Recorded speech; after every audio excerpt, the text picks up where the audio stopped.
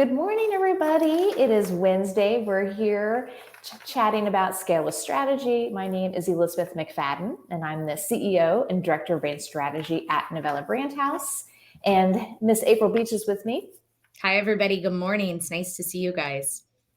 So we're diving in today. We're talking about how do you know when it's time to rebrand? And we're going to kind of attack this a little bit differently today. We've talked about this topic before on this not this podcast, on this LinkedIn Live.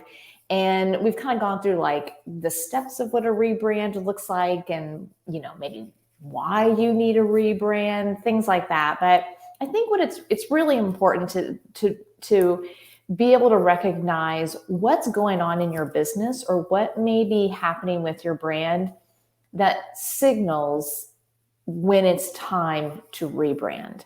And at some point, you will rebrand. You will refresh your brand. I mean, it's just the way business works. So today, in this 15 minutes or less, April and I are going to talk about, not only like what could be happening in your business that signals this, but also our own experiences of doing it. We're going to share a little bit of that with you today because I think it's really helpful to understand not just what the process is like or how it works, but like as a business owner, what that means and kind of just our own experiences. So I want to say there's really two key things that in my experience, and not only my own experience, but also working with clients that, kind of are just clearly like, okay, it is time to rebrand. So one of them is you're not attracting the customers that you want. And I think that is key because one, yes, you could be attracting customers or clients, but they may not be the kinds of customers that you want for your scaling business. They may not be the kinds of customers that are profitable. They may not be the kinds of customers that ultimately you want to build your business on. And again, what we talk about here and everything we talk about is around companies that are scaling. So when you're starting out, the types of customers that you take on and sort of your mentality around that and your strategy is different than when you are scaling. So if you're not attracting the customers that you want, it is time to rebrand. It's time to refresh your brand. The other thing is your brand is no longer communicating what your company does or who your company is.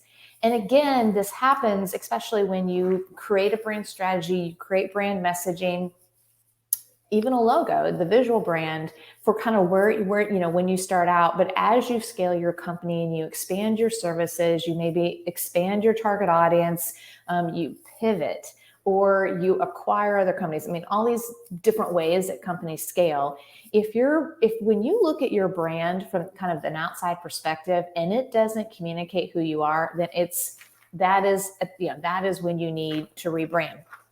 So let's talk a little bit about what could be going on in your business that signals the need for a rebrand. And April, I want you to jump in as well, because I know you're going to have some things to add to this.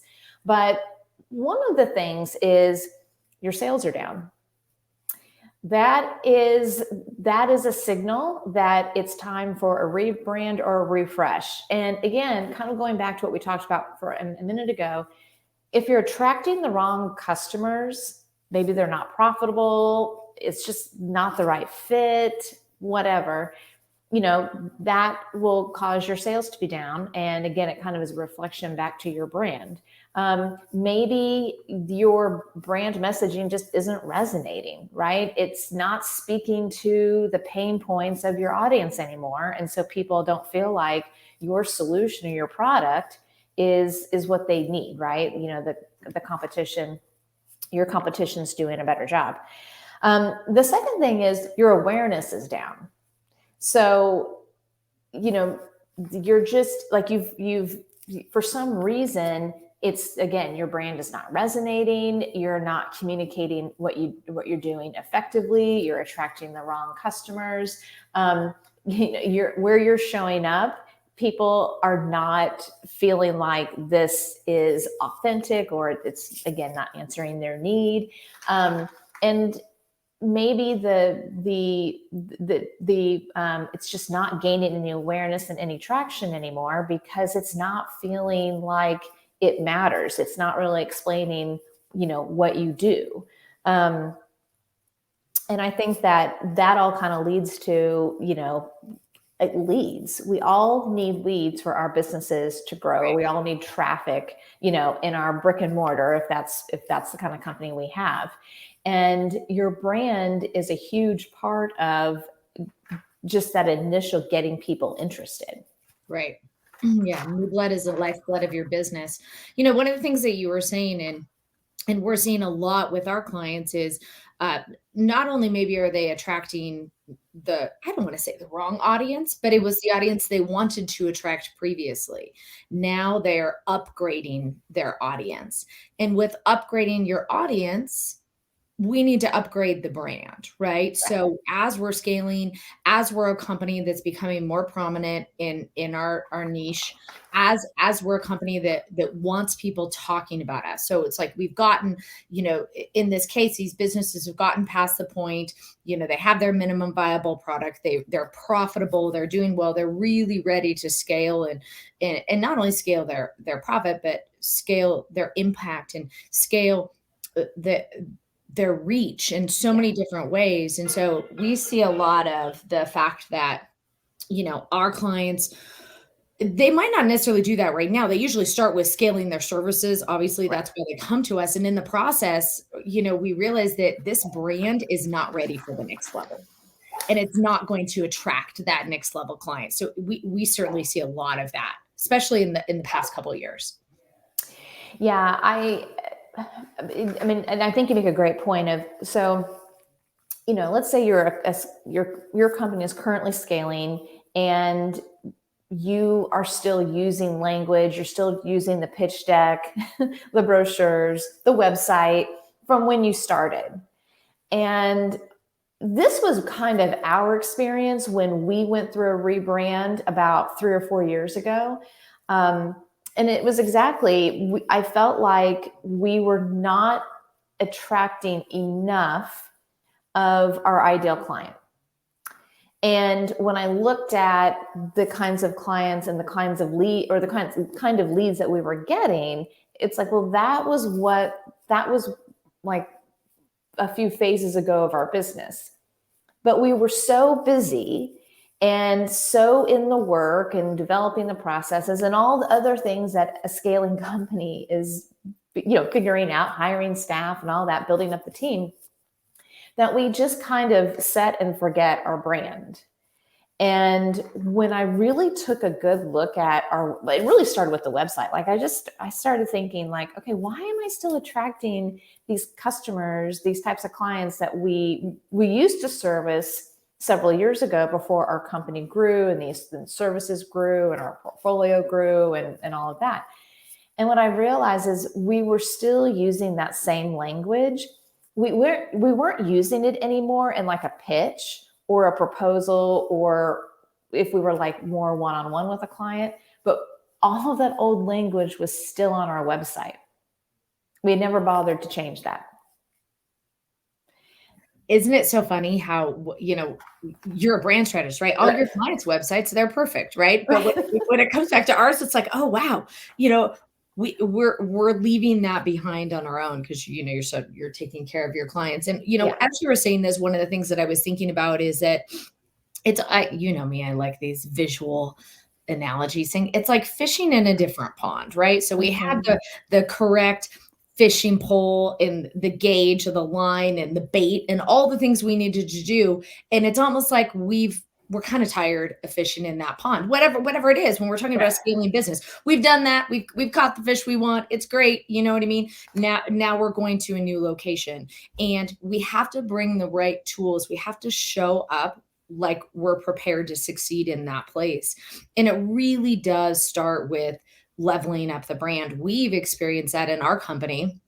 Gosh, what was it about? Like in 2000, well, we've rebranded multiple times, you guys. I mean, it's been like 20 years, of course, but I still remember in 2015, I had to make a decision, and this might not necessarily apply to everybody, but I really had to make a decision because our company was aprilbeach.com, and we had done a really great job in that, right? And so that was like rebrand number one.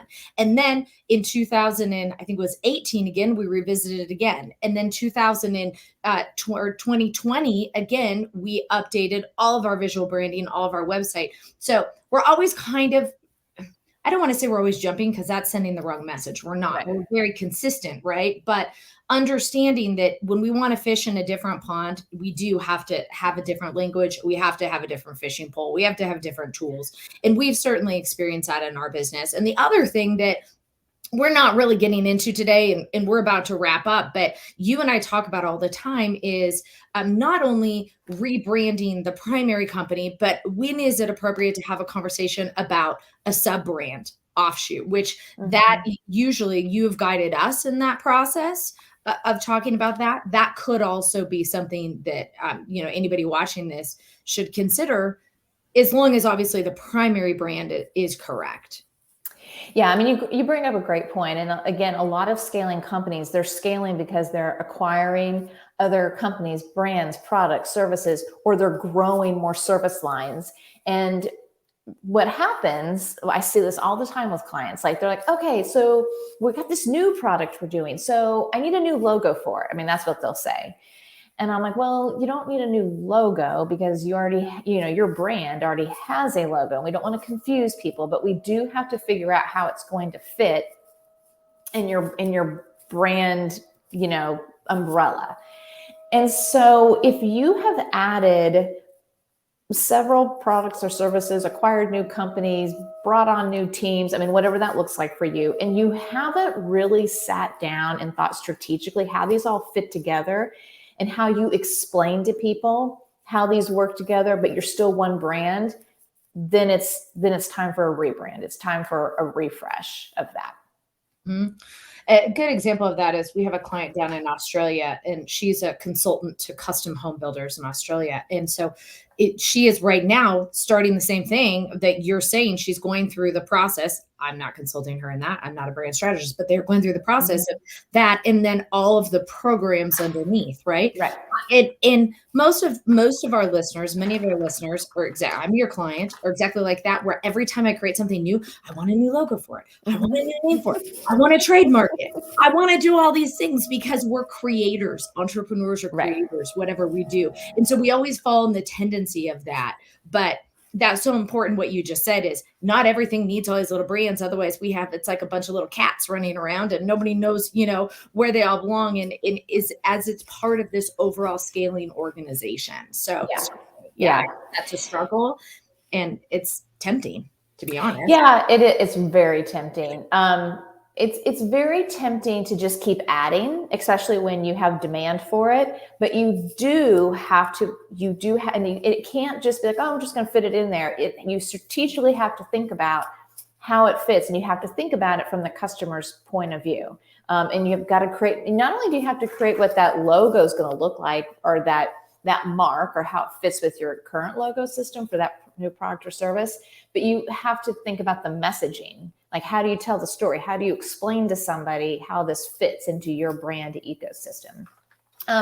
So we've got about a minute left or so. And so the other thing I want to talk about is real quick is if your industry is being disrupted, or you have a competitor that's come in and they've not necessarily disrupted your vertical, your industry, but they are shaking things up and they're getting lots of attention. I don't want you to be reactionary, but that is a time to take a step back, look at your brand, and how are you competing against that? How are you kind of speaking to your audience, and sort of maybe speaking to or answering maybe what they're kind of putting out there as their value proposition. So I just want to end on that. Thank you guys so much for being here today. This has been kind of a more back and forth conversation between April and I today on this topic, and I always love those, and I hope you've gotten a lot of great value out of it. Next week, April is hosting, and so join us back here next week. Yeah, and everybody who's watching on YouTube, just click subscribe to Novella Brand House so you don't miss these, whether it's on LinkedIn Live or YouTube, because it's just gold as far as brand strategies that they bring to the table here. So Yeah. All right. Bye, everybody. Guys,